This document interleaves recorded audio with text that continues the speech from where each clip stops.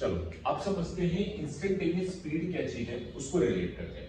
हमने last lecture में आपको थोड़ा सा इंस्टेंटेनियस स्पीड के बारे में बताया था। जैसे आप कोई स्कूटी लेके चलते हो तो आपके जो स्पीडोमीटर लगा होता है उसमें कभी 20, कभी 30, कभी 40, वो सब क्या रिप्रेजेंट करता है? Instantaneous speed. पर थोड़ा मैथमेटिकली इसको कैसे समझा जाए, क्या चीजें हैं, वहां तो हमें कैलकुलेट करके आ जाती है कि हमारी स्पीड इतनी है ना।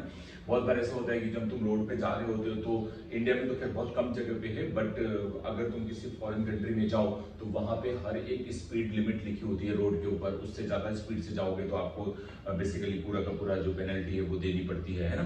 तो कहने का सेंस ये हुआ कि हम ये इंस्टेंट वाला टर्म्स थोड़ा समझना चाहते हैं कि किस तरह से इसको हम लोग रिलेट करें मैथमेटिकली। ठीक है, बात समझना। इंस्टेंट मतलब आपकी टोटल जर्नी जो भी है, मान लो सपोज आप अगर जूनागढ़ से राजकोट आते हो तो आपकी जर्नी जो टोटल रही होगी उस जर्नी में आप एक बार सोच के देखो। अच्छा चलो मैं ऐसा एज्यूम कर लेता हूं कि जूनागढ़ से राजकोट का डिस्टेंस मैं 100 किलोमीटर मान लेता हूं। कितना डिस्टेंस है? 100 किलोमीटर। और आपको जूनागढ़ से राजकोट आने में जो टाइम लगा वो 2 घंटे लगे, 2 आवर्स लगा। ठीक है, तो 2 आवर्स और 100 किलोमीटर के डिस्टेंस, तो एवरेज स्पीड तुम्हारी कितनी होगी? 50। अरे 100 डिवाइड बाई 2 कितनी हुई? 50। तो 50 किलोमीटर पर आवर की स्पीड से आप अपनी कार लेके आए। ठीक, अब जरा इसको रियल लाइफ में जरा सोचो। रियल लाइफ में क्या ऐसा होता है कि तुम जूनागढ़ से निकलो 50 से और राजकोट पहुंचोगे 50 पे? मतलब कहने का मतलब थ्रू आउट आपकी स्पीड 50 रहे, ऐसा पॉसिबल नहीं हो सकता। ये तो वो बात हो गई कि आप कार बाहर निकालो, स्टार्ट करो और जो है एक्सीलेटर और स्पीड को 50 सेट कर दो। हाँ, ऐसा एक्सीलेटर सेट करो कि हमेशा स्पीड कितनी बनी रहे? 50, और 50 से चले आ रहे हो। ऐसा रियल लाइफ में कभी होता नहीं। वो तो हम एवरेज निकालते हैं कि भाई ऑन एन एवरेज हम कितनी स्पीड से आए। अगर तुम 50 से चलते चले आओ ना तो पता नहीं रास्ते में तुम कितने लोगों को उड़ाते हुए आओगे, है ना। पता लगा कोई बाइक वाला अचानक निकला और तुम्हारी स्पीड तो कम करनी नहीं, तुम्हें तो 50 से आना है, उड़ा दिया, है ना। कोई बहुत सारी ये चीजें हमारे रियल लाइफ में नहीं होती कि हम ऐसे चल पाए। तो ये इंस्टेंट का मतलब क्या हुआ, हम इसके बारे में थोड़ा समझते हो, जानते हैं। इंस्टेंट का मतलब होता है एक पर्टिकुलर इंस्टेंट पे क्या है। ठीक है, जैसे कि मैंने एग्जांपल दिया था लास्ट लेक्चर में, याद करो कि मैंने एक दोस्त है, वो बाइक चलाता हुआ आता है और जिस इंस्टेंट पे मैंने उसको देखा उसकी स्पीड 120 थी, है ना। तो उस पर्टिकुलर इंस्टेंट पे 120 थी ना, हो सकता है कि उसके 2 मिनट पहले वो अपनी बाइक को घसीटता हुआ आ रहा हो, है ना। और मान लो ये भी हो सकता है कि जब मैंने देखा 120 का, उसके जस्ट एक इंस्टेंट बाद वो किसी व्हीकल से भिड़ जाए और पड़ा हुआ हो, तो हम वो स्पीड थोड़ी ना काउंट कर रहे हैं ना। हम जब वो पैदल लेके आ रहा था तब हम काउंट कर रहे हैं। हमने जिस इंस्टेंट उसको देखा उस समय जो इसकी स्पीड है उसी को क्या बोलते हैं? Instantaneous speed. उस पर्टिकुलर इंस्टेंट, उस पर्टिकुलर क्षण पे या उस पर्टिकुलर पल पे जो उसकी स्पीड है उसी को हम लोग इंस्टेंटेनियस बोलते हैं। अब बात यह आती है कि इसको कैसे मैथमेटिकली रिप्रेजेंट किया जाए, थोड़ा समझना होगा, मजा आएगी आपको। चलो तुम्हारे ऊपर ये एग्जांपल लेता हूं ना, क्योंकि ऐसा हम लोग अपनी रियल लाइफ में करते हैं और बचपन में तो सबसे ज्यादा करते हैं। मान लो सपोज तुम क्लास करने कोचिंग आए, ठीक है, क्लासेस पे, ठीक। मम्मी को पता है कि हमारी क्लास से तुम्हारे घर का डिस्टेंस जो भी पाथ होता है, मतलब आपको लगता है कि भाई चलो आधा घंटा लगता है, हाफ एन आवर लगता है, ठीक है। अगर हाफ एन आवर के अंदर नहीं आओगे तो मम्मी को थोड़ी चिंता होने लगती है कि कहाँ रह गया, है ना, ये सब चीजें होने लगती है। सोच के देखो, अगर मैं तुमसे ये कहूं, ढंग से समझना तभी तुम्हें मजा आएगी। अगर मैं ये कहूं कि मान लो यहाँ पे हमारी क्लासेस हैं यहाँ पे और तुम्हारा घर कुछ यहाँ पड़ता है, इस जगह पे तुम्हारा घर है, ठीक है, और तुम ये पाथ फॉलो करते हुए जाते हो। पाथ तो कोई भी हो सकता है ना, ये तो तुम्हारे ऊपर डिपेंड करता है कि तुम कैसे जाओ, है ना। अब यहां से यहां तक जो ये डिस्टेंस मैं काउंट कर रहा हूं, इसको भी चलो मान लेता हूं कि कुछ ऐसा कि ये लगभग 2 किलोमीटर की डिस्टेंस है आपके घर की, ठीक है। 2 किलोमीटर है, ज्यादा ले लो, चलो 10 मान लेते हैं, थोड़ा अच्छा लगेगा, है ना। 10 किलोमीटर की डिस्टेंस है और तुम्हें यहां से यहां तक जाने में मैंने माना कि सपोज 1 घंटा लगता है, 1 घंटा, ऐसा एज्यूम किया, ठीक। पॉइंट समझना मेरा। तुम बताओ, अगर यहां से यहां तक तुम गए 10 किलोमीटर की डिस्टेंस है, 1 घंटा लगता है, तो तुम्हारी एवरेज स्पीड कितनी होगी? प्लीज अंडरस्टैंड करना, तभी तुम समझ पाओगे। मैं बहुत धीरे धीरे पढ़ा रहा हूँ, कोई जल्दी नहीं। अगर किसी को तेज लगे तो वो कमेंट्स करके बोल सकता है कि सर थोड़ा स्लो पढ़ाओ, हमें कोई दिक्कत नहीं है ना, आप बता सकते हो, तो मैं अगला लेक्चर स्लो बना दूंगा। बट अभी मैं बहुत बेसिक बेसिक पढ़ा रहा हूँ, ये तुम्हारे लर्निंग की स्टेज है, तो तुम्हें हर चीज रियल लाइफ में सोच के करनी है ताकि तुम उस कॉन्सेप्ट में इन्वॉल्व हो सको और आपको सीखने में मजा आए, क्योंकि जब तक आपको सब्जेक्ट में इंटरेस्ट नहीं आएगा तब तक आपको इसमें कुछ भी कर नहीं पाओगे। तो ये जरूरी है कि सब्जेक्ट में इंटरेस्ट आना, है ना। मैंने कहा कि कोचिंग से तुम अपने घर वापस गए, 10 किलोमीटर ये पाथ है जो आप फॉलो करते हुए गए हो, 1 घंटा आपको लगा है, तो एवरेज स्पीड जो मैंने लिखी वो 10 किलोमीटर डिवाइडेड बाई 1 आवर, यानी कि 10 किलोमीटर पर आवर की स्पीड से आप चले। ठीक, अब देखो ये इंपॉर्टेंट पॉइंट ये है कि 10 किलोमीटर पर आवर की स्पीड से तुम चले हो, तो क्या तुम कॉन्टिन्यूअस 10 किलोमीटर पर आवर की स्पीड से गए? नहीं। देखो हम लोग थोड़े नालायक भी होते हैं, तो हम जब कोचिंग से निकले तो जो हमें 1 घंटा लग रहा है, 1 घंटे में अगर तुम देखो तो कितने मिनट होंगे? 60 मिनट होंगे कि नहीं होंगे? अब मिनट और सेकंड का ये सब तो कन्वर्जन सबको पता ही होता है ना, इसमें कोई डाउट नहीं। अच्छा, ये किलोमीटर का भी तो कन्वर्जन पता होता है ना, कि अगर मैं 1 किलोमीटर की बात करता हूं तो that means this is 1000 meter. ये यार सबको समझ में आना चाहिए, इसमें तो ये सब ऑलरेडी है ना, क्लास 5 6 में ये सब पढ़ चुके होते हैं। तो 1 kilometer is equal to 1000 meter, है ना। तो मीटर में भी कन्वर्ट कर सकते हैं। तुम चाहो तो एक चीज मैं तुम्हें यहाँ पे बता देता हूँ कि जैसे मान लो अगर मैं कहूँ कि किसी की स्पीड 1 किलोमीटर पर आवर है और अगर उसको तुम्हें मीटर पर सेकेंड में निकालनी हो, किसमें निकालनी हो? मीटर पर सेकेंड में। तो मीटर पर सेकेंड में कैसे निकालोगे? देखो दिस इज इक्वल टू 1 तो ऐसे ही रखो, और किलोमीटर को अगर तुम मीटर में कन्वर्ट करते हो तो इनटू कितना हो जाएगा? 1000 मीटर, है ना। और आवर्स को तुम सेकेंड में कन्वर्ट करते हो तो आवर्स का मतलब क्या हुआ? उसमें हुए 1 घंटे का मतलब कितना हुआ? पर आवर का मतलब 1 घंटे का मतलब 60 मिनट, और उसमें भी कितने? 60 सेकंड। दैट मींस ये कितना हो जाएगा? 60 मिनट इंटू 60 सेकंड, ये कर दिया डिवाइड आवर्स को। 1 घंटे को तो हम ऐसे भी लिख सकते हैं ना यार। तो सोच ये बात समझ में आ रही है कि नहीं यार? अच्छे से पहले समझ लो। तो this quantity is equal to what? This quantity is equal to 10 divided by 36, that means 5/18। ये हो गया मीटर पर सेकेंड। ये एक फॉर्मूले की तरह तुम याद रख लेना कि कोई भी स्पीड अगर आपको किलोमीटर पर आवर में दी गई है और अगर उसको तुम्हें मीटर पर सेकेंड में चेंज करना है तो 5/18 का मल्टीप्लाई कर दो। मतलब फॉर एग्जांपल के तौर पे अगर मैं तुमसे ये कहूं कि मैं 5 किलोमीटर, जैसे मान लो यही, अगर मैं कहूं कि 10 किलोमीटर पर आवर की स्पीड से मैं चल रहा हूं तो ये मीटर पर सेकेंड में कितना होगा? तो 10 इंटू 5/18 मीटर पर सेकेंड, यानी अगर मैं कहूं तो 50 बाई कितना हो गया? 18 मीटर पर सेकेंड। और अगर इसको सॉल्व करो तो इसको क्या बोलोगे? ये हो जाएगा 25/9 मीटर पर सेकेंड। आई थिंक तुम्हें इतना समझ में आ रहा होगा। तो ये याद रखना कि अगर हम किलोमीटर को मीटर पर सेकेंड में कन्वर्ट करते हैं तो 5/18 का मल्टीप्लाई कर दो, जो किलोमीटर वाला मैग्नीट्यूड दिया हो तो उसमें क्या स्पीड किसमें पता चल जाएगी? मीटर पर सेकेंड में। देखो 10 किलोमीटर पर आवर का मतलब क्या हो गया? 25/9 मीटर पर सेकेंड। यानी अगर मैं बोलूं कि तुम 10 किलोमीटर पर आवर की स्पीड से चल रहे हो, या मैं बोलूं कि 25/9 मीटर पर सेकेंड की स्पीड से चल रहे हो, तो बात एक ही है। पक्का ये थोड़ा आपको साइड में बता दिया मैंने, इसकी जरूरत अभी नहीं, बट मैंने थोड़ा आपको हिंट कर दिया ताकि आप समझ जाओ, है ना। ओके, तो चलो अब आगे बढ़ते हैं और थोड़ा समझते हैं चीजों को। पुराने उस पे आते हैं। मैंने कहा क्लासेस से तुम निकले और अपने घर जा रहे थे। तुम कहां जा रहे थे? अपने घर जा रहे थे, है ना।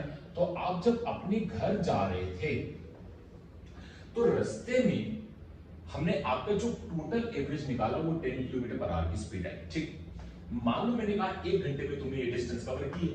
मैंने तुमसे कहा कि मैंने जब तुम क्लास से छूटे थे तो उस समय जस्ट निकले थे तो t = 0 पे तुमने चलना या स्कूटी स्टार्ट की थी। पक्का मैंने देखा कि तुम 20 मिनट पे कहीं यहां पहुंचे।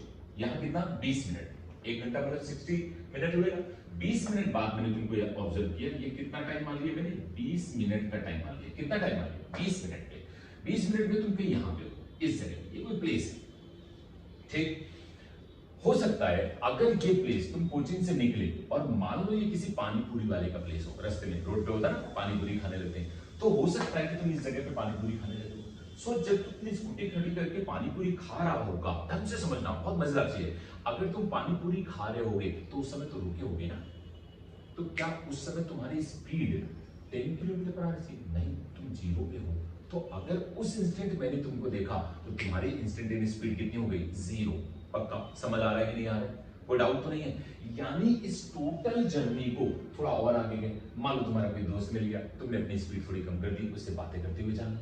वो भी तुम्हारे साइड में चल रहा है और तुम यहाँ साइड में चल रहे हो, तो अपनी स्पीड को और कम कर सकते हो और बढ़ा सकते हो, डिपेंड्स, है ना। मान लो तुम यहाँ से यहाँ तक आने में तुम्हें पता चला कि यार 1 घंटे में घर नहीं पहुंचेंगे, तो मम्मी फोन करेगी, तो पता लगा तुम्हें यहाँ तक पहुंचने में मान लो तुमको लग गए कि सपोज 55 मिनट लग गए, है ना, और अब तुम्हें 5 मिनट में घर पहुंचना है और डिस्टेंस ज्यादा है, तो तुम अपनी स्पीड बढ़ा लोगे। तो बताओ हर समय तुम अपनी इंस्टेंटेनियस स्पीड को चेंज कर रहे हो कि नहीं कर रहे हो। इसका टोटल समझाने का मतलब मेरा ये है कि जो हमें एवरेज दिया गया था इस टोटल जर्नी का कि मैं 10 किलोमीटर पर आवर की स्पीड से जा रहा था, तो मैं इसको क्या करूं, इस टोटल जर्नी को मैं छोटे छोटे टुकड़ों में डिवाइड कर लूं और इतने छोटे टुकड़ों में डिवाइड कर लूं कि मैं तुम्हें हर इंस्टेंट ऑब्जर्व कर पाऊं। हर इंस्टेंट का मतलब कि मैंने तुम पे नजर रखी हुई है कि तुम जब कोचिंग से घर जा रहे हो तो हर इंस्टेंट आप पे नजर रखिए कि कितनी बारी स्पीड है ना। बात समझ में आ रही कि नहीं आ रही। तो सोच के देख, अगर मैं बात करूं इंस्टेंटेनियस स्पीड की या एवरेज की, ओवरऑल लॉजिक तो यही होगा ना कि डिस्टेंस अपॉन टाइम। ये बात मानते हो कि नहीं मानते हो। लेकिन यहाँ पे जो डिस्टेंस अपॉन टाइम हमने निकाला है, क्या वो ये टोटल जर्नी थी, टोटल कितने किलोमीटर मैंने लिया, 10 किलोमीटर और 1 घंटा लगा। अगर इस 10 किलोमीटर को मैं छोटे बिल्कुल छोटे पार्ट में डिवाइड कर डालूं और हर उस इंस्टेंट पे ऑब्जर्व करूं, तो क्या तुम हमसे चीटिंग नहीं कर पाओगे। अब घर जाके तो तुम थोड़ी ना कहोगे मम्मी मैं संतोष वाले के यहाँ पानी पूरी खा रहा था तो रुक गया था 2 मिनट के लिए, ऐसा तो बोलोगे नहीं, है ना। या किसी दोस्त के साथ कहीं चले गए थे तो वो तो तुम नहीं काउंट कराओगे ना। लेकिन अगर मैं तुम्हारे हर एक टोटल पाथ के हर छोटे से छोटे सेगमेंट को ऑब्जर्व करूं, तो क्या मैं इंस्टेंटेनियस बता सकता हूं कि तुम कब रुके थे, कब कितनी स्पीड से चल रहे थे, कब तुम्हारी क्या स्पीड थी, एग्जैक्ट क्लियर कर सकता हूं कि नहीं कर सकता हूं। यानी कि ये मतलब ये हुआ, जो कहने का सेंस है उसको समझो।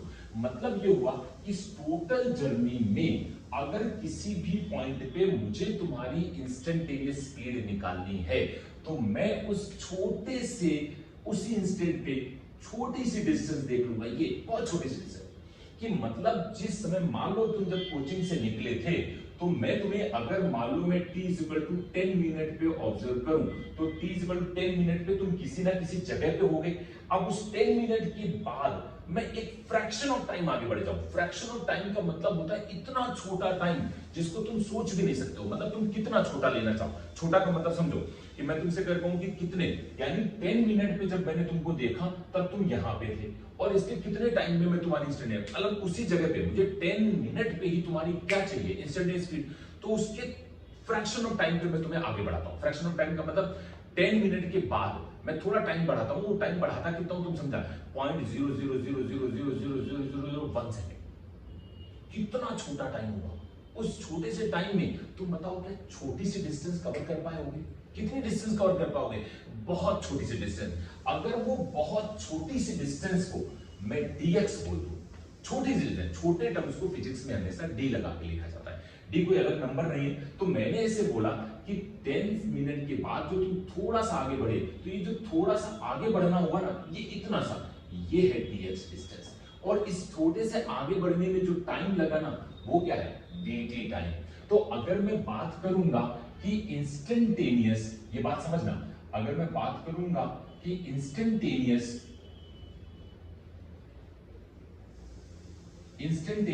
स्पीड क्या हुई, तो इंस्टेंटेनियस स्पीड हुई कि अगर मैं 10 मिनट पे देखना चाहता हूं, तो 10 मिनट से थोड़ा आगे गए। थोड़ा आगे का मतलब ऐसा नहीं कि 10 मिनट से तुम 11 मिनट पे पहुंच गए, वो 1 मिनट बहुत खतरनाक है। या 10 मिनट से तुम थोड़ा और आगे चले गए और तुमने कहा कि 10 मिनट से मैं 1 सेकंड आगे चला गया। नहीं, 10 मिनट के बाद मैं उस फ्रैक्शन ऑफ टाइम पे बात करूं। फ्रैक्शन ऑफ टाइम मतलब बहुत छोटा सा, यानी 10 मिनट पॉइंट 0.0000001 सेकंड, इतना छोटा टाइम है ना। सेकंड का भी बहुत छोटा पार्ट, पक्का। तो मैंने उसको ऐसे लिखा कि इंस्टेंटेनियस स्पीड जो मैं लिख रहा हूं, दिस इज इक्वल टू उस छोटे से फ्रैक्शन ऑफ टाइम को मैं क्या बोल रहा हूं, dt, और उसमें कितनी तुमने डिस्टेंस कवर की है, dx। तो मैं इसको लिखूंगा dx/dt। पहले पॉइंट समझना, मैं इसको आगे मैथमेटिकली और एक्सप्लेन करूंगा। पहले मेरे कहने का सेंस समझो जो मैं तुम्हें बोलना चाह रहा हूं। तुम्हारी टोटल जर्नी कोचिंग से घर तक जाने की, इसमें टाइम लगेगा, बट ये पार्ट समझना बेटा बहुत जरूरी है, बहुत इंपॉर्टेंट है। एवरेज में किसी को कुछ पता नहीं चलता है कि रास्ते में तुमने क्या किया। पानी पूरी खाई, जो तुम्हारा मन किया वो किया, गाने सुने, कहीं इधर चले गए, कहीं उधर चले गए, उसमें बस इतना ही देखा जाता है कि तुमने कितनी डिस्टेंस कवर की है और तुमने कितना टाइम लिया, एवरेज निकल आता है। पक्का? अच्छा बताओ, अगर मैं इंस्टेंटेनियस की बात करूं, मैं तुमसे ये, अगर मैं ये जानना चाहूं कि भाई जो तुम्हारा 1 घंटा है, वो 1 घंटा यहां से यहां तक आने में उसको मैं कितने छोटे छोटे टाइम में डिवाइड कर सकता हूं। मैं तो 10 मिनट की बात कर रहा हूं। मैं कह रहा हूं कि जैसे तुम निकले थे कोचिंग से t0 के बाद, मैं 2 सेकंड बाद पूछ लूं कि 2 सेकंड बाद तुम्हारी स्पीड कितनी है। मेरा पॉइंट तुम्हें समझ आ रहा है कि नहीं आ रहा है? तो हर एक इंस्टेंट पे हम तुम्हारी स्पीड जो ऑब्जर्व करेंगे वही क्या होगी, इंस्टेंटेनियस स्पीड। तो मैंने क्या किया, मैंने कहा कि तुम पूरी जर्नी पे जब भी मुझे ऑब्जर्व करना, जैसे तुम संतोष पानीपुरी वाले के पास जब थे तो उस समय तुम रुके हुए थे ना, तो मैंने देखा कि 20 मिनट में तुम वहां पहुंच गए और तुम रुक गए वहां पे, ठीक है, पानीपुरी खाने के लिए। तो जब तुम रुके, अब बताओ फ्रैक्शनल टाइम आगे बढ़ेगा तो तुम रुके ही रहोगे ना, तो मैं तुम कहूंगा तुम्हारी इंस्टेंटेनियस स्पीड उस समय क्या है, 0। पक्का? उसके बाद तुम व्हीकल उठा के पानीपुरी खा के और आगे जाओगे तो तुम्हारी स्पीड फिर से बढ़ने लगी। तो इंस्टेंटेनियस का मतलब ये हुआ कि टोटल जर्नी को बहुत छोटे छोटे छोटे छोटे छोटे छोटे डिस्टेंसेस में तोड़ो और उन छोटे छोटे डिस्टेंसेस में जो तुमने टाइम लिया है उनको अगर डिवाइड कर दो तो यही होती है इंस्टेंटेनियस स्पीड। देखो फिजिक्स में कोई भी चीज अगर डी लगा के लिखी हुई है, जैसे dx लिखा है, dt लिखा है, तो ये बहुत छोटी क्वांटिटी होती है। जैसे मैं बोलूं dx बहुत छोटी क्वांटिटी, dt बहुत छोटा टाइम है ना, dv बहुत छोटी वेलोसिटी है ना, जितनी भी अगर डी लगा है, डी का मतलब ये ऐसे मत समझना कि सर ये डी अलग है और एक्स अलग है, नहीं, ये जो dx है ना, ये इटसेल्फ एक नंबर है, ये एक छोटी सी डिस्टेंस को रिप्लेस करता है। dx का अगर रियल में फील लेना तो पता dx में कितना होता है, ढंग से देखना, मुझे देखना, ऑब्जर्व करना, मैं यहां पे खड़ा हूं, ढंग से ध्यान देना, ये ठीक, ओके, dx कितना, dx कितनी डिस्टेंस होती है, ये तुम्हें लगा मैं आगे गया नहीं ना, देख ये इस जगह पे खड़ा हूं, इस जगह से मैं कितना आगे जाऊंगा, ढंग से समझना, बहुत इंपॉर्टेंट चीज है। जैसे मैं आगे बढ़ता हूं, थोड़ा सा हिला तो dx इतना ही छोटा होता है। अब तुम सोचो जब मैं यहां ऐसे खड़ा था, ठीक है, इस जगह से, और मैं थोड़ा सा आगे गया तो उसमें कितना टाइम लगा होगा, dx मतलब सेकंड का भी फ्रैक्शन ऑफ टाइम। बात समझ में आ रही है? तो ये नंबर इतना छोटा है। अब सोच तुम्हारी जो 10 किलोमीटर की डिस्टेंस को अगर मैं इतनी छोटी छोटी डिस्टेंस में लाइक डिवाइड कर दूं तो मैं तुम्हारी इंस्टेंटेनियस स्पीड निकाल लूंगा कि नहीं, क्योंकि वो छोटे छोटे जो डिस्टेंसेस में डिवाइड करूंगा उनमें छोटा छोटा टाइम लगा होगा, वो dt होगा। तो छोटी सी डिस्टेंस डिवाइडेड बाय छोटा सा टाइम, क्या उस जगह की इंस्टेंटेनियस स्पीड होगी कि नहीं होगी? जैसे मैंने कहा कि 10 मिनट में तुम यहां थे, तो 10 मिनट के बाद बहुत छोटी सी डिस्टेंस तुमने कवर की, कितनी, dx, और वो छोटी सी डिस्टेंस dx कवर करने में कितना टाइम लगा, dt। तो मैं कहूंगा कि 10 मिनट पे जो तुम्हारी इंस्टेंटेनियस स्पीड थी वो dx/dt थी। बोलो पक्का? कोई डाउट तो नहीं है? अच्छा, और देखो, मालूम मैं कहूंगी 20 मिनट पे तुम संतोष पानीपुरी वाले के पास खड़े हुए थे, तो सुन, 20 मिनट पे तुम ऐसे गए और मैंने उसके छोटे से टाइम को बढ़ाया तो तुम्हारी डिस्टेंस बढ़ी क्या? नहीं, तुम तो वहीं खड़े हुए थे ना, तो तुमने छोटे से टाइम मैंने आगे जाने दिया।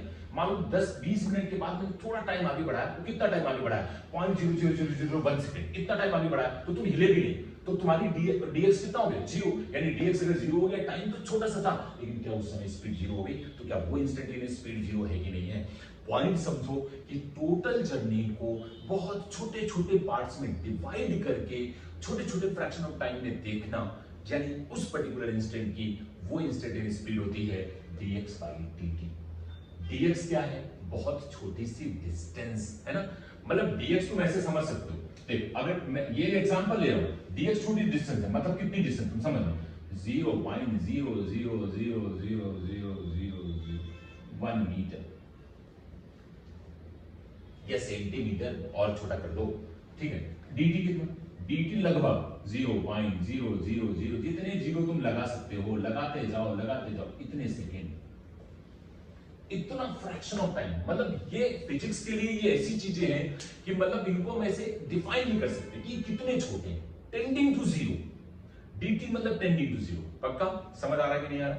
तो ये इंस्टेंटेनियस, जैसे एग्जांपल दिया, इसका कोई मतलब नहीं है सर, बट तुम्हें ये मैंने बताया कि भाई ये dx और dt कितनी छोटी क्वांटिटी है। पक्का बेटा? कहीं पे भी ऑब्जर्व किया जा सकता है, जिस जगह पे पूछा जाए उस जगह पे तुम छोटा सा dx और छोटा सा dt ऐसे लिख सकते हो। इसके मैथमेटिकली यूज भी है, मैं भी तुम्हें पढ़ाऊंगा कि वो क्या मतलब होता है उसका, वो सब अभी तुम्हें डिटेल में बताऊंगा। बट थोड़ी थोड़ी फील आई कि जो हमारे पास कोचिंग से घर जाने में एवरेज थी 10, इंस्टेंटेनियस निकालना है तो जो पूरा पाथ था उस बात को मैंने छोटे छोटे छोटे छोटे dx में काट लिया कि नहीं काट लिया, और उस छोटे छोटे dx में जो तुमने टाइम लिया है dt dt dt, तो क्या वो अगर मान लो मैंने कहा कि 10 मिनट में छोटा सा dx है और ये dx कवर करने में 10 मिनट पे छोटा सा dx है, 10 मिनट मतलब टोटल 10 मिनट नहीं, 10 मिनट जब तुमने जहां पहुंचे हो उसके बाद छोटा सा dx है, और उसके 10 मिनट के बाद एक छोटा सा टाइम तुम आ गए हो dt, तो 10 मिनट पे अगर तुम्हारी इंस्टेंटेनियस स्पीड पूछी जाएगी तो वो छोटा सा dx जो तुमने 10 मिनट के बाद कवर किया है और उसमें जो तुमने टाइम लिया dt, वो होगी dx by dt। यानी अगर तुमसे कोई कहे कि 10 मिनट पे तुम्हारी इंस्टेंटेनियस स्पीड, तो dx by dt और dt है। मेरा पॉइंट तुम्हें समझ में आ रहा है, क्लियर हो रहा है कि नहीं हो रहा है? तो ये पार्ट बहुत इंपॉर्टेंट है। इसीलिए जो हमारी एवरेज स्पीड आती है ना, ये यहाँ से तुम बताओ किसी समय जब तुम कोचिंग से निकले होगे और घर जा रहे होगे तो कभी तुम्हारी स्पीड जो है 50 भी रही होगी, 50 भी रही होगी, 60 भी रही होगी, है ना, और थोड़ा ज्यादा कंपटीशन हो गया होगा आसपास वालों से, तो हो सकता है तुम 100 के नियर अबाउट भी पहुंच गए हो, डिपेंड्स, है ना। इतनी तेज गाड़ी कभी मत चलाना बेटा, लेकिन हम ऐसे होता है कभी कम भी रही होगी, तो हम वो जो कम ज्यादा जो तुम हो रहे हो, कहीं रुके भी थे, तो वो हर एक इंस्टेंट को ऑब्जर्व करना ही dx by dt है। क्लियर? कई बार ऐसा होता है जैसे घर में हम बहुत बार बातें कर रहे होते हैं, पापा बैठे होते हैं, मम्मी बैठी होती है, और हम कोई चीज उनको समझाने की कोशिश करते हैं, ठीक है। तो कई बार तुमने ऐसा सुना होगा कि पापा बोलते हैं कि बेटा इतनी बड़ी चीज है, थोड़ा इसको डिफरेंशिएट करके समझाओ ना। डिफरेंशिएट करके समझाने का मतलब होता है कि उसको छोटे छोटे पार्ट में डिवाइड करना, और छोटे छोटे पार्ट में डिवाइड करने का मतलब टोटल जर्नी को मैंने क्या किया, हर छोटे छोटे छोटे छोटे छोटे छोटे dt टाइम में देख लिया, और उन dt टाइम में जो तुम डिस्टेंस कवर कर रहे थे, तो स्पीड का मतलब होता है डिस्टेंस अपॉन टाइम, वो इंस्टेंट अलग लगा दिया गया क्योंकि हमें उसी इंस्टेंट पे देखना है, ये नहीं देखना कि पूरे 1 घंटे में निकाल दो। पक्का? आई थिंक क्लियर हुआ होगा, इसमें कोई डाउट नहीं, इस पे भी क्वेश्चंस भी हम करेंगे, उसमें कोई दिक्कत नहीं है।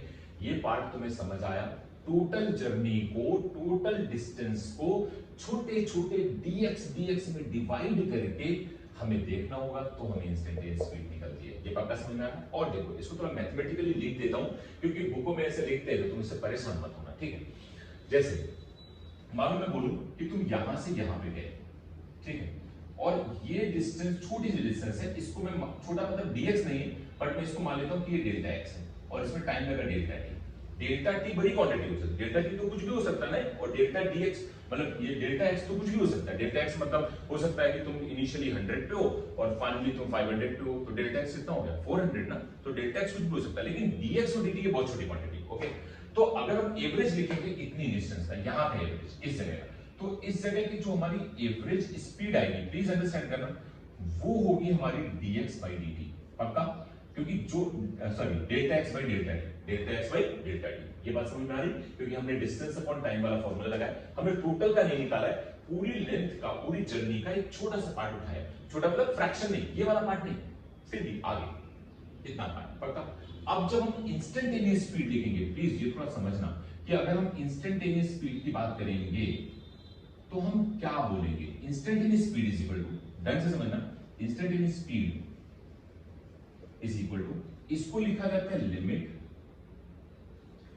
डेल्टा t टेंडिंग टू 0, ठीक है, delta x by delta t। ये रियल मीनिंग है, और इसी नंबर ये मैथमेटिकली लिखा है। लिमिट अभी तुम्हें समझ नहीं आएगी, लिमिट है हालांकि मैथ्स में पढ़ाया जाता है, मैथ्स वाले बच्चों को आगे पढ़ाया जाएगा, बट ये कहीं लिखने को नहीं आता है, बट एक तुम्हें बुक में लिखा हुआ मिले तो तुम कंफ्यूज मत होना। ये लिमिट LIM ऐसे लिख देते हैं, limit delta t tending to 0, मैं मतलब समझा दूंगा इसका क्या है, डेल्टा x बाई, और this is equal to dx by dt, जो हमने तुम्हें यहां कहा है। अब जरा तुम ढंग से समझो, अगर यहां से यहां तक जाने में टाइम डेल्टा t लगा, इसको तुम टेंडिंग टू 0 कर रहे हो ना, डेल्टा t को टेंडिंग टू 0 करने का मतलब क्या है, तुम टाइम को बहुत कम कर रहे हो, और बहुत कम करने का मतलब तुम dt तो कर रहे हो, और अगर तुम dt कर रहे हो तो उस बहुत छोटे से टाइम में तुमने dx थोड़ी ना कवर किया होगा, क्या किया है dx। तो इसने इस फॉर्मूले को ऐसे लिखा जाता है कि limit delta t tending to 0, 0 नहीं है, तुम थोड़ी ना फ्रैक्शन ऑफ टाइम को 0 लिख सकते हो, वो 0 नहीं है, tending to 0, limit delta x by delta t, समझ आया कि नहीं, is equal to dx by dt। ये मैथमेटिकली तुम्हें कई बार बुक में लिखा हुआ मिलेगा, इसलिए मैंने तुम्हें बताया कि तुम कंफ्यूज मत होना, इसका मतलब क्या है, इंस्टेंटेनियस स्पीड का मतलब dx बाई dt होता है। और dx और dt बहुत छोटी सी डिस्टेंस, बहुत छोटा सा टाइम। अंडरस्टैंड हुआ कि नहीं हुआ बेटा? तो ये है इंस्टेंटेनियस स्पीड। अच्छा बताओ इंस्टेंटेनियस वेलोसिटी क्या होगी? अगर तुम इधर की तरफ जा रहे हो, अच्छा बताओ कोई चीज सोच रहे हो, तुम इस पाथ पे यहां चलते हुए आ रहे हो, मान लो मैंने इस जगह की इंस्टेंटेनियस स्पीड निकाली, इस जगह की instantaneous speed dx by dt, लेकिन डायरेक्शन इस समय तुम्हारे चलने की क्या होगी? तो अगर मैं ऐसे जा रहा हूं इंस्टेंटेनियस, मान लो मैं 100 की स्पीड से, जब जिस समय तुमने हमको देखा या मैंने तुमको देखा उस समय तुम 100 की स्पीड से जा रहे थे, किधर जा रहे थे? वो डायरेक्शन का उसमें मल्टीप्लाई कर दो, तो अगर उसमें डायरेक्शन डालोगे तो क्या हो जाएगा? Instantaneous velocity. तो इंस्टेंटेनियस वेलोसिटी का मैग्नीट्यूड, परिमाण ही होता है इंस्टेंटेनियस स्पीड। पक्का? जबकि इसका उल्टा एवरेज वेलोसिटी का मैग्नीट्यूड एवरेज स्पीड हो ऐसा जरूरी नहीं है, क्योंकि एवरेज वेलोसिटी में डिस्प्लेसमेंट अपॉन टाइम होता है और एवरेज स्पीड में डिस्टेंस अपॉन टाइम होता है, और डिस्टेंस और डिस्प्लेसमेंट तो अलग अलग हो सकते हैं, टाइम टेकन सेम रहता है। ये बात समझ आ रही कि नहीं आ रही? तो ये कभी मत कंफ्यूज होना कि कई बार बच्चे ऐसे बोल देते हैं कि भाई एवरेज वेलोसिटी है तो इसका मैग्नीट्यूड निकाल लो, इसका परिमाण निकाल लो तो वही एवरेज स्पीड हो जाएगी। नो, एवरेज स्पीड में हमेशा डिस्टेंस अपॉन टाइम होता है। अच्छा तुम कई बार बताओ, तुमने भी लास्ट क्वेश्चंस में ऐसे कुछ किया था ना कि अगर मान लो एक पार्टिकल एक जगह से चलना स्टार्ट करे और उसी जगह वापस आ जाए तो डिस्प्लेसमेंट क्या हो गया? जीरो। तो एवरेज स्पीड तो जीरो है, सॉरी एवरेज वेलोसिटी तो जीरो है। तो एवरेज वेलोसिटी जीरो है तो एवरेज वेलोसिटी का मैग्नीट्यूड क्या एवरेज स्पीड होगा? नहीं, यहाँ एवरेज स्पीड हमारी निकल के आती थी, तो ये बात अंडरस्टैंड करना। लेकिन अगर हम इंस्टेंटेनियस वेलोसिटी का मैग्नीट्यूड ले लें तो वो इंस्टेंटेनियस स्पीड के बराबर होगा। ये पक्का है, क्योंकि उसमें उसी इंस्टेंट की बात की जाती है, और उस इंस्टेंट में से अगर तुम डायरेक्शन हटा दो तो क्या बचेगा? परिमाण बचेगा, जो कि मैग्नीट्यूड बचेगा। ये बात अंडरस्टैंड हो रही कि नहीं हो रही? तो ये थोड़ा सा लॉजिकल पॉइंट था, तो हमने आपको एक्सप्लेन किया। ये जरूरी था बेटा, थोड़ा टाइम लिया मैंने, लेकिन इस बात को समझना जरूरी था कि ये है क्या चीज। अब इसको मैथमेटिकली मैं समझाऊंगा कि dx by dt क्या है, बट अब dx तुम्हारे लिए हमेशा दिमाग में एक चीज रख लो, फिक्स कर लो कि dx यानी किसी भी नंबर के साथ d लगा है, ठीक है? ये d और x अलग अलग नहीं है। तुम कुछ लोग d काट दो, d कैंसिल आउट, खत्म, x by d। अरे नहीं भाई, dx का मतलब वो कट नहीं सकते, कुछ लोग उड़ा देंगे, कुछ ना लगेंगे dd उड़ाओ सर, क्या जरूरत है इसकी, x by d लिखो ना, फिर से वही x by d, वो तो एवरेज हो गया ना, पक्का ना? तो dx एक टोटल नंबर है जिसको हम बहुत छोटी सी डिस्टेंस बोल रहे हैं, और dt एक टोटल नंबर है जिसको हम छोटा सा टाइम बोल रहे हैं। पक्का? ये नंबर को हम dd काट नहीं सकते हैं, याद रखना ये चीज। एक छोटी सी डिस्टेंस को रिप्रेजेंट करने का जो तरीका है वो एक हम dx है, और छोटे से टाइम को रिप्रेजेंट करने का जो तरीका है वो dt है। तो प्लीज आई थिंक इतना अंडरस्टैंड हो गया होगा। अब थोड़ा आगे बढ़ते हैं। ये थोड़ा सा टाइम लगता है इन सब चीजों में, लेकिन ये है बहुत बेहतरीन चीजें, मतलब आगे तुम्हें बहुत मजा आएगी इन सब चीजों में, ठीक है बेटा? देखो अब और आगे चलते हैं और हम अब बात करते हैं जो dx by dt हमने निकाला, ये रियलिटी में है क्या चीज, इसको थोड़ा समझना है और अच्छे से। देखो तो मैं थोड़ी ना मैथ से रिलेट करता हूं,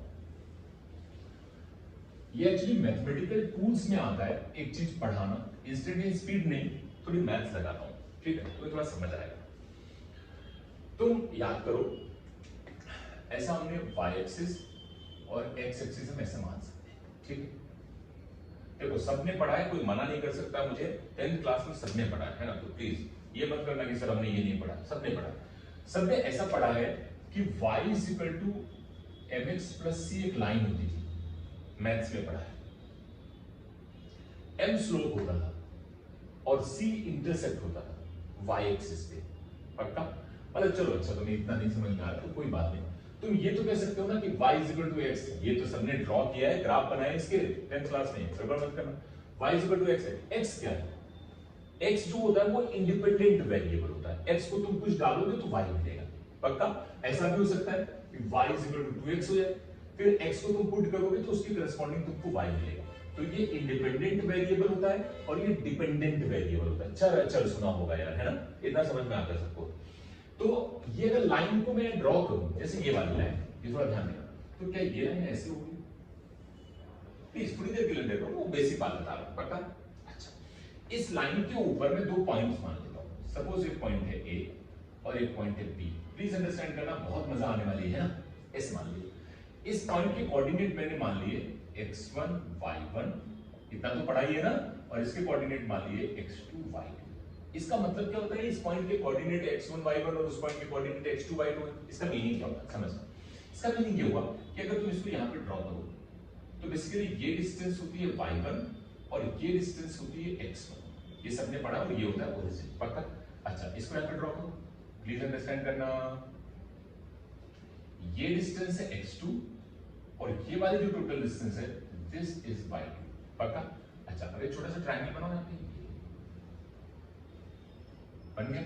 मुझे बताओ ये जो टोटल डिस्टेंस y2 है तो इतनी डिस्टेंस कितनी होगी, ये टोटल कितनी है y2 और ये कितनी y1, तो ये कितनी हो जाएगी y2 माइनस y1, और ये कितनी हो जाएगी, यहां से यहां तक x2 है और ये x1 है, तो ये पक्का समझ आ रहा है। अब एक चीज और पढ़ी होगी, अगर इस एंगल को मैं थीटा मानूं तो इस ट्रायंगल में देखो, इस ट्रायंगल में tan theta is equal to perpendicular upon base, ये सबने पढ़ा होगा, इसमें कुछ भी गड़बड़ नहीं चाहिए मुझे। तो tan theta is equal to perpendicular y2 minus y1 divided by x2 minus x1। और अगर थोड़ा याद करो तो तुम 10th क्लास की मैथ्स में किसी भी लाइन में ये जो चीज होती थी इसको हम लोग बोलते थे स्लोप, इसको हम m भी बोलते हैं, और ये क्या होता था हमारी किसी बॉडी का स्लोप होता था, या किसी भी लाइन का क्या होता था स्लोप। स्लोप याद है ना, ये ढाल जिसको हम लोग बोलते हैं गुजराती में, है ना, तो ये क्या हुआ स्लोप। ये बात समझ में आने के लिए आ रही, m हो गया स्लोप। पक्का? कोई डाउट तो नहीं है? अच्छा, अब मैंने तुमसे कहा कि अगर मैं x2 पे, प्लीज अंडरस्टैंड करना, ये वाला पॉइंट क्या था x2। अब जरा सोचना, मैं तुम्हें वो फील देना चाहता हूं जो मैंने अभी dx के बारे में बोली थी। अगर मैं इस जगह पे सपोज ओरिजिन उधर है और मैं यहां पे खड़ा हूं और वो पोजीशन है x2 से मैं थोड़ा आगे जाऊं, थोड़ा मतलब वही अपना छोटा वाला है ना, कितना dx आगे जाऊं, dx आगे, पक्का? हाँ, तो थोड़ा आगे गया, कितना dx, ये छोटा सा dx, ठीक है। अगर इस छोटे से dx में आगे जाने पे मैं ऊपर जाऊं, ये तो मैं इतना ऊपर भी तो आया, तो अगर इस लाइन को यहां ड्रॉ करूं तो ये जो छोटी सी डिस्टेंस है ये कितनी है dx, और जो ये छोटी सी डिस्टेंस है ये वाली, ये कितनी है dy, क्योंकि छोटे से x आगे जाने पे हम छोटा सा dy भी तो ऊपर गए। अब जरा सोच के बताओ, अगर ये एंगल थीटा है तो क्या ये एंगल भी थीटा होगा। इसको बड़ा बना लेता हूं ताकि आपको थोड़ा समझ आ जाए, देखो मैं बड़ा से ड्रॉ कर लेता हूं, एक्चुअली थोड़ा लार्ज करके देख लेता हूं। अगर ढंग से देखो तो ये नंबर क्या है dx और ये नंबर क्या है dy।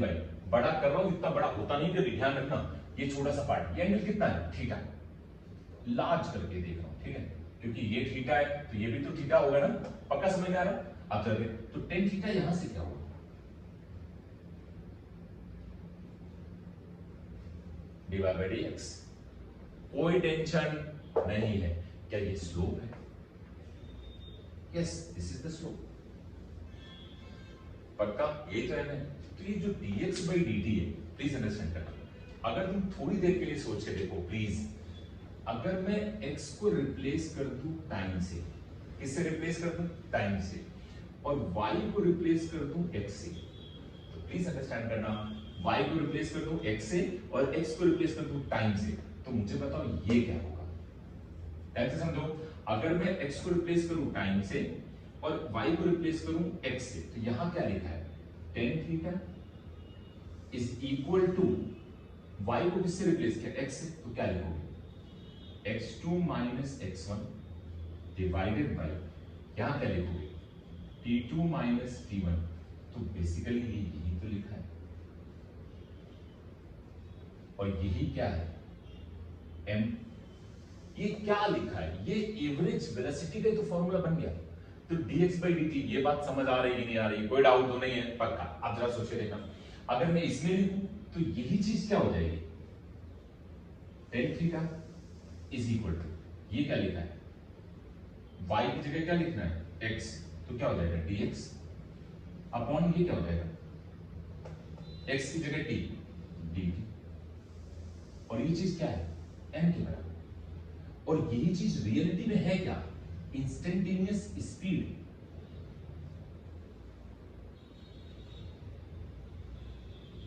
इंस्टेंटेनियस स्पीड अब तुम कहोगे सर एवरेज स्पीड भी वही आ रही है और इंस्टेंटेनियस भी स्पीड, क्योंकि m तो सेम है ना यार, tan थीटा इसमें भी आ रहा है और tan थीटा इसमें भी आ रहा है, तो तुम तो यही कहोगे ना कि सर दोनों सेम है। अब याद कर मैंने तुम्हें क्या कहा था, मैंने कहा था कि अगर कोई कांस्टेंट वेलोसिटी से चले तो एवरेज और इंस्टेंटेनियस सेम होती है।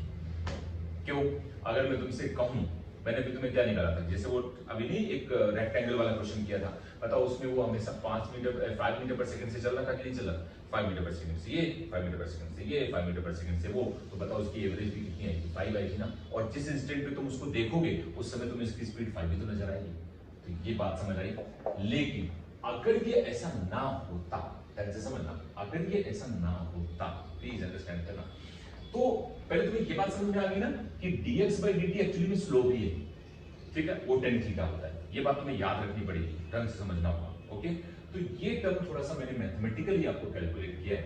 dx by dt को हम एक और चीज लिखते हैं कि अगर कहीं पे dy by dx लिखा है, ठीक है, इसका मतलब क्या होता है, इसका मतलब होता है rate of change of y with respect to x, rate of change of y with respect to x। अगर ऐसे लिखा है dx by dt, तो इसका मतलब होता है rate of change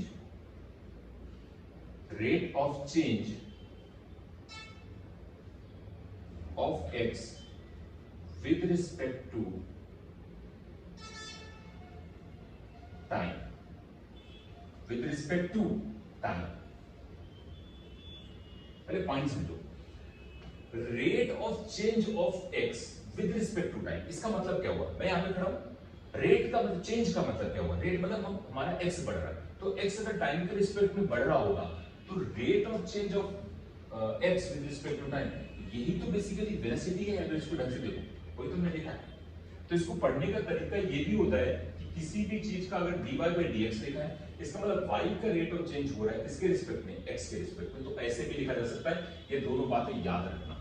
एक टर्म मैं यहाँ पे इंट्रोड्यूस करूंगा जिसको हम लोग बोलते हैं, ये सब चीजें भी आएंगे आगे, बहुत डिटेल में आएंगी, इनको सब भी तुम्हें मैं दोबारा भी ये सब चीजों को बताऊंगा, क्योंकि मैथमेटिकली ग्राफ रिप्रेजेंट करके, बस अभी थोड़ा स्लोप से रिलेट किया ताकि तुम थोड़ा समझ पाओ, क्योंकि स्लोप की बहुत जरूरत आगे तुम्हें पड़ेगी, है ना। तो ये थोड़ा मैथमेटिकल टूल्स में आ जाता है, तो मैंने थोड़ा एक लाइन का स्लोप बताया, इतनी बातें मेरे हिसाब से समझ में आ गई होंगी। एवरेज और इंस्टेंटेनियस सेम रहेगा अगर कोई इंसान कांस्टेंट स्पीड से चलता है। अगर तुम्हें खाली रोड मिल जाए और आप आधे घंटे तक 50 की स्पीड से चलते रहो, ऐसा होता नहीं रियल लाइफ में, लेकिन अगर तुम 50 की स्पीड से लगातार चलते रहो तो मैं तुम्हें जिस इंस्टेंट देखूंगा, क्या उस इंस्टेंट तुम्हारी स्पीड 50 रहेगी। तो अगर कोई चीज कांस्टेंट स्पीड से चल रही है, ढंग से ध्यान रखना, अगर कोई चीज कांस्टेंट स्पीड से चल रही है तो उसका एवरेज भी वही रहेगा और उसका इंस्टेंटेनियस भी वही रहेगा, पक्का। और स्लोप का मतलब तुम्हें समझ में आता है, इस लाइन का स्लोप तुम चाहे यहां से देखो, मतलब स्लोप वाला tan थीटा हुआ ना, अच्छा तो मतलब यहाँ पे एक लाइन थी तो यहाँ पे भी तो एंगल थीटा ही होगा, और उसका tan थीटा लोगे तो वो स्लोप भी तो होगा, तो tan थीटा हर जगह सेम है। तो बताओ इस लाइन का स्लोप कांस्टेंट है कि नहीं, पक्का समझ में आ रहा है कि नहीं आ रहा है बेटा, कोई डाउट तो नहीं, आप देखो और आगे बढ़ते हैं। इतना आई थिंक सबको समझ में आ गया। अब ये जो dy by dx है, इसको हम लोग और क्या बोलते हैं वो भी तुम्हें समझना होगा। अब थोड़ा मैं मैथमेटिक्स इसमें लगाऊंगा तो तुम्हें थोड़ी ध्यान देनी होगी और समझनी पड़ेगी, ठीक है। उसके क्वेश्चंस भी हम लोग करेंगे और उसको भी समझेंगे।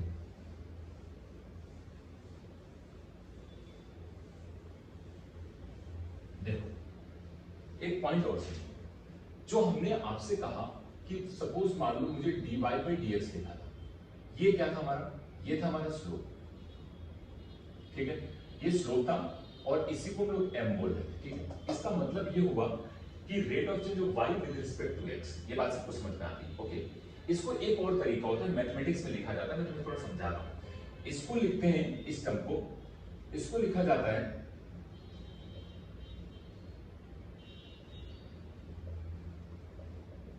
डिफरेंशिएशन, ये लिखा हुआ है डिफरेंशिएशन ऑफ y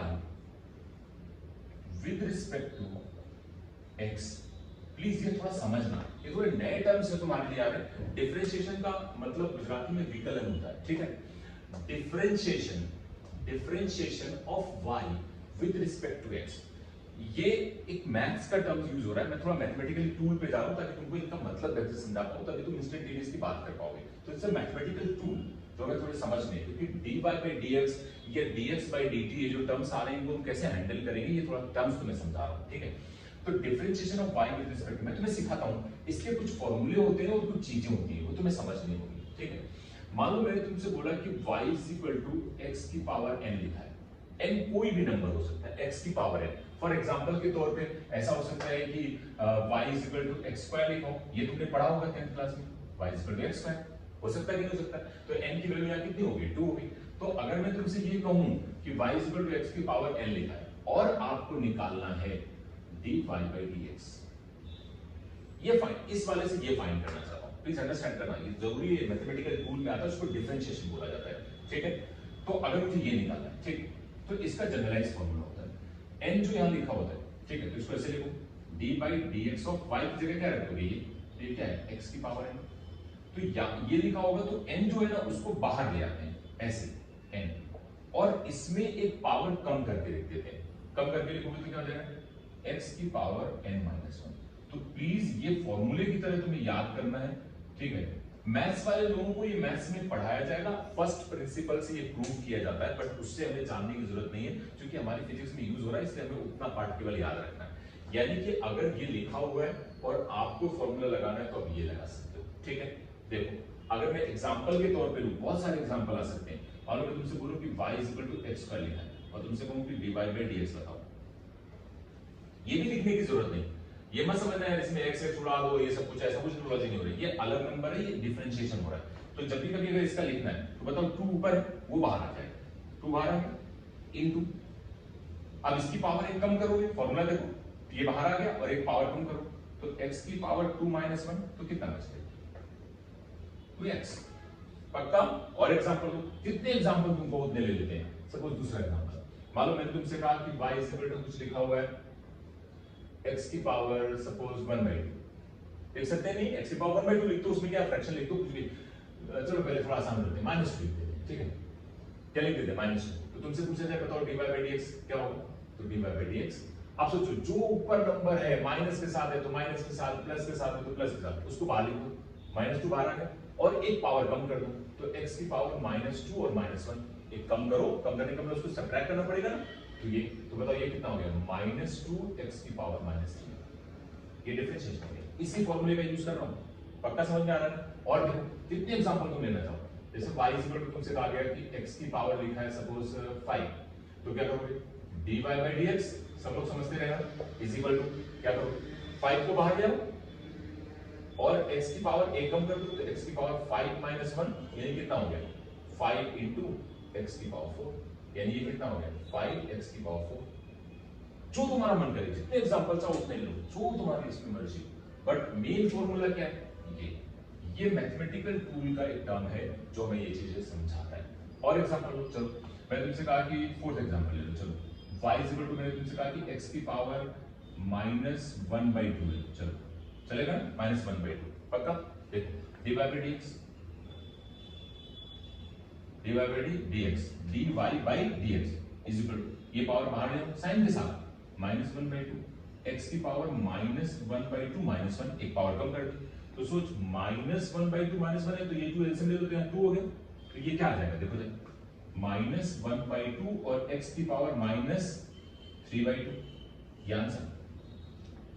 जितना तुम्हें समझना है, जो भी तुम इसमें टर्म्स बताओ, बट ये फॉर्मूला कभी नहीं भूलना, पक्का समझ में आ रहा है। अच्छा और देखो, और एग्जांपल लेते हैं, समझ लो, और एग्जांपल 5, कितने तुम चाहो, मैंने तुमसे कहा कि y सपोज मान लो कोई कांस्टेंट ले, चलो 3 ले लेते हैं, ठीक है, समझना। अब ये थोड़ा नया टर्म आ गया, नई चीज है, देखो क्या है, अब तुम लिखोगे dy by dx, ठीक है।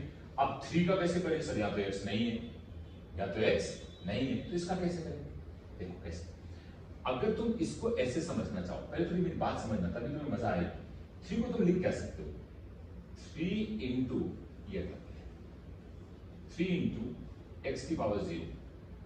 देख किसी भी नंबर की पावर हमेशा क्या होता है, 0, ये केवल समझाने के लिए बता रहा हूं, बाद में तुम्हें डायरेक्ट आंसर लिखना है ना, तो तुम ऐसे जब लिखोगे dy by dx तो जो नंबर मल्टीप्लाई में लिखा होता है उसको ऐसे लिखो, उसमें कुछ चेंज नहीं करना है, उसको ऐसे लिखो। अब इसका ये वाला फॉर्मूला लगाओगे तो सोच इसकी पावर क्या है 0, तो इनटू 0 बाहर आ जाएगा और ये क्या हो गया x की पावर 0 माइनस 1, तो सोच चला 3 इंटू ये 0 इंटू में आ गया तो सब पूरा नंबर क्या हो गया 0। यानी कि अगर किसी भी कांस्टेंट का डिफरेंशिएशन तुम्हें निकालना है तो dy by dx उसका हमेशा क्या होगा 0। यानी किसी भी कांस्टेंट का अगर तुम्हें डिफरेंशिएशन करना है तो उसका dy by dx क्या हो जाता है 0 हो जाता है। समझ में आया?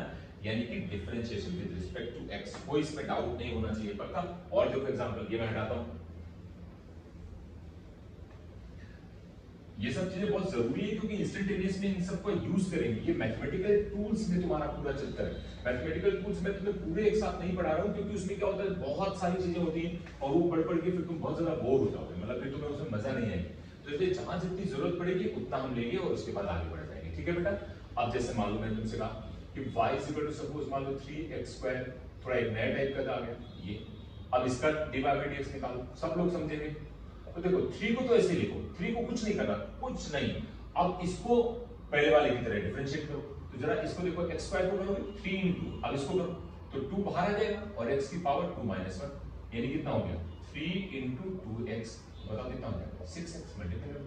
और पक्का ये और एग्जांपल हो गया। और जितने एग्जांपल चलो y इक्वल टू मैं तुमसे बोलूं कि सपोज मान लो 5/2 x की पावर 4, समझ आया कि नहीं? तो सोचो dy by dx लिखना है, ये 5/2 मल्टीप्लाई हो रहा है उसको ऐसे लिखो, उसमें कोई चेंज नहीं, इनटू। अब इसको देखो, इसको पुराने वाले तरीके से करो, 4 बाहर आ गया, x की पावर 4 माइनस 1 कितना हो गया 5/2 इंटू 4 इंटू x की पावर 3, ये से कैंसिल आउट हो गया 2 बचा, तो कितना आंसर आ गया 10x3। क्या आंसर? जितने जितने चाहो उतने लगाओ, मुझे उसमें कोई दिक्कत नहीं है ना? पक्का समझ में आ रहा है? कोई दिक्कत नहीं होनी चाहिए। और देखो जो तुम्हारा मन करे यार, कुछ मैं तुम्हें बताऊंगा जो तुम्हें याद रखते हैं, वो मैं लिख देता हूं जो तुम्हें याद ही रखते हैं। जैसे एक नंबर होता है e की पावर x, वो तुम्हें आएगा बाद में, अभी तुम इसको याद रखो e की पावर x, ये एक्सपोनेंशियल टर्म्स होते हैं, ठीक है? e की पावर e की वैल्यू क्या होती है, लॉग में पढ़ा होगा अगर 10th क्लास में थोड़ा याद हो तो, log e बेस पे x लेते थे, ये भी हो सकता है। या y इक्वल टू हो सकता है log ऑफ e बेस पे x, ये भी हो सकता है, बात समझ में? या ऐसा भी हो सकता है कि y इक्वल टू a की पावर x। तो इनके डिफरेंशिएशन के हम तुम्हें केवल फॉर्मूले बताएंगे, वो तुम्हें याद रखना है। ये सब वाले तो अलग चीज होगी, बट इसमें तुम्हें थोड़े फॉर्मूले याद रखने होंगे। देखो जरा, अगर तुमसे कोई कहे कि dy by dx ऐसे लिखा है और ये लिखा है dy by dx of e की पावर x, बात समझ लो, इसको अगर डिफरेंशिएट करना है, ठीक है, तो ये नंबर उसी के बराबर हो जाता है। यानी e की पावर x का डिफरेंशिएशन भी क्या होता है, e की पावर x। डिफरेंशिएशन समझ रहे हो ना, इसको क्या बोलते हैं, differentiation of y with respect to x। अभी लिखा था मैंने, समझ आ रहा है कि नहीं आ रहा है? तो इसको ऐसे लिखते हैं। अच्छा, अब अगर मैं तुमसे कहूं y इक्वल टू log ऑफ e की पावर पे ये है, तो अगर इसका dy by dx निकालना तो इसको लिखते हैं, ये इस नंबर का डिफरेंशिएशन लिखना हो तो ये 1/x हो जाता है। इसका डिफरेंशिएशन क्या होता है 1/x। ये तुम्हें फॉर्मूले की तरह याद करने पड़ेंगे बेटा, इसमें कोई दिक्कत नहीं है ना? अगर मैं तुमसे कहूं y इक्वल टू a की पावर x है, इसका डिफरेंशिएशन करो तो dy by dx is equal to, इसको लिखोगे तो समझना इसमें a की पावर x ऐसे ही आ जाता है और यहां आ जाता है log ऑफ e बेस पे a। ये तुम्हें तीनों फॉर्मूले याद कर लेने हैं।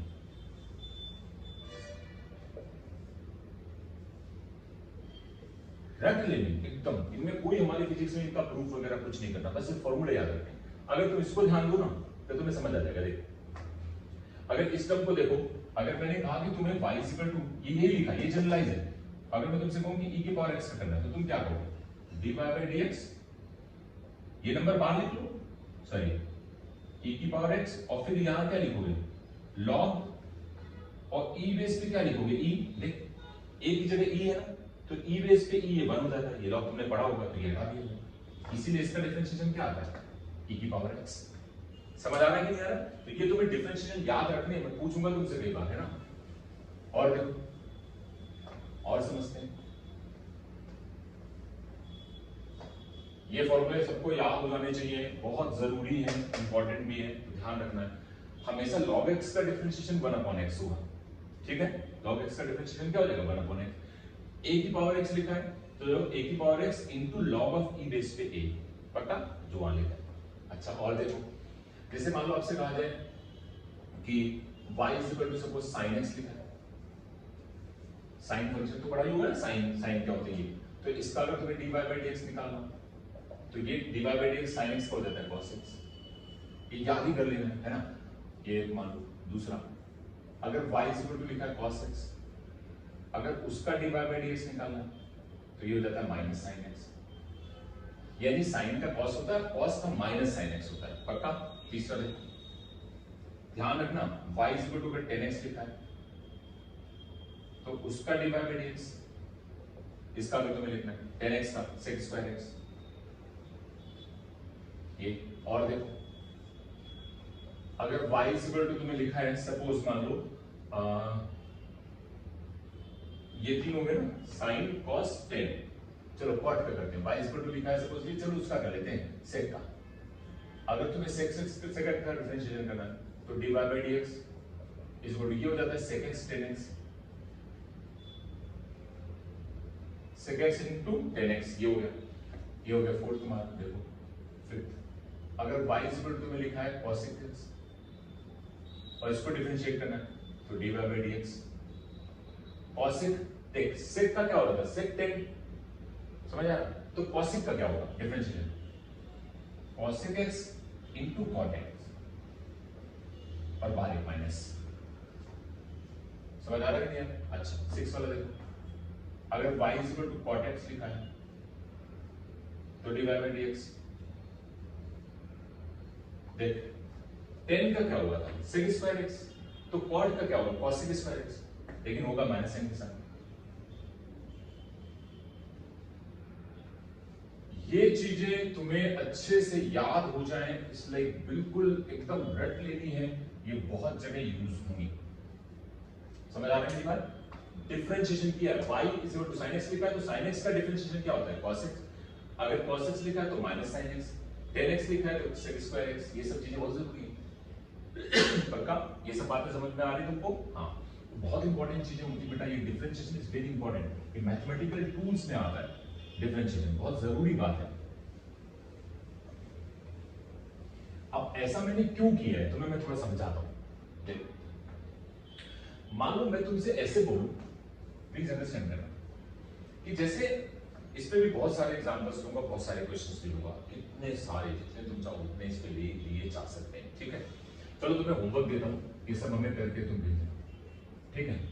पहला तुम्हें डिफरेंशिएशन ही करना है, y is equal to x की पावर -3, दूसरा y is equal to x की पावर -5/2, तीसरा y is equal to x की power 6, fourth y is equal to log e base पे x, fifth y is equal to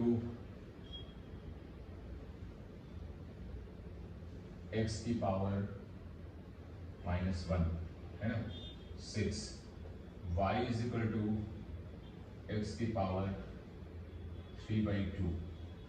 ये 6 questions हैं जिनमें सब में तुम्हें क्या निकालना है dy by dx, इन सब का तुम्हें क्या फाइंड करना है, ओहो सबका निकालना है, सबका क्या निकालना है dy by dx। तो सब लोग मुझे ये करके व्हाट्सएप करेंगे कि इसमें क्या निकल के आ रहा है, ठीक है। इंस्टेंटेनियस का मैंने थोड़ा बताया तुम्हें, ये थोड़ा धीरे धीरे चलेगा, इसमें कोई जल्दबाजी मुझे नहीं करनी है, तो इसलिए ये सब चीजें तुम्हें भी याद रखनी है। अभी इसके मैथमेटिकल टूल्स में और बहुत कुछ आगे बताऊंगा, बट आज तुम्हारा ये थोड़ा सा पार्ट है, इसके तुम्हें और प्रैक्टिस करनी है।